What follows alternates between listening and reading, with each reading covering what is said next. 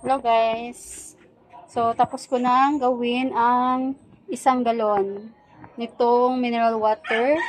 So nakagawa ako guys ng 105 pieces.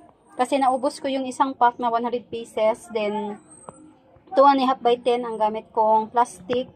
At nag-open pa ako ng isang plastic. So nakakuha ako guys ng 5 pieces. So 105 lahat ang aking nagagawa. So, ito yung nagpapalaki ng aking benta. Ito nang nagpapalaki ng aking kita dito sa aking tindahan dahil mabentang mabenta sa amin itong ice tubig. Ayan, kaysa sa mga debote na tubig. So, yung mineral water. So, ito yung pinaka mabenta. So, gusto lang kasi nila yung tagpipiso lang kasi itong aming guys, ice tubig ay piso lang ang aking bentahan.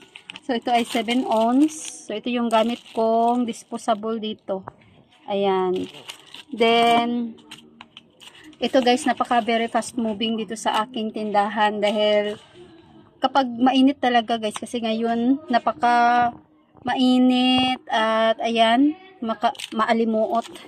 Kasi, bigla na lang tayong pinagpapawisan kahit wala tayong ginagawa kasi napaka-mainit napaka-init ng panahon. So, ayan, mabentang mabenta ito guys kapag mainit ang panahon dahil gusto nila yung malamig. Ayan. At affordable lang din kasi piso lang. So, merong mga bumibili dito guys, 10, 5. So, ganun. Kaya ang bilis maubos. So, ngayon hapon na. Kagagawa ko lang nito kasi yung ginawa namin kanina naubos din. Kaya, ayan. So, malaki ang kita ko dito kasi ang bili namin sa 1 galon ng tubig ay 28 pesos. Then, yung ice wrapper ay nasa 13 pesos. So, nasa 41 pesos lang guys ang aking puhunan nitong ice tubig. Then, kumikita ako guys every 1 gallon ng 64 pesos. So, hindi na rin masama guys dahil mabentang mabenta naman siya.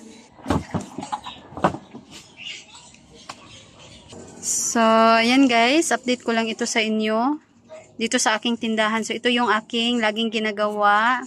Ayan, nagre-repack kami ng tubig. Yung magawa ako ng ice tubig para ayan, dagdag kita dito sa tindahan. Then, napakalaking tulong ito guys. Ang kita dito, nakakatulong ito sa pambayad namin ng kuryente at saka tubig. Ayan. So, solve ng aming pambayad ng kuryente at tubig. Ayan. So, ayan guys. Dito na lang nagtatapos itong aking vlog for today. So, nag-update lang ako dito sa aming ice tubig. Ayan, dahil ito yung pinakamabenta sa aming lugar.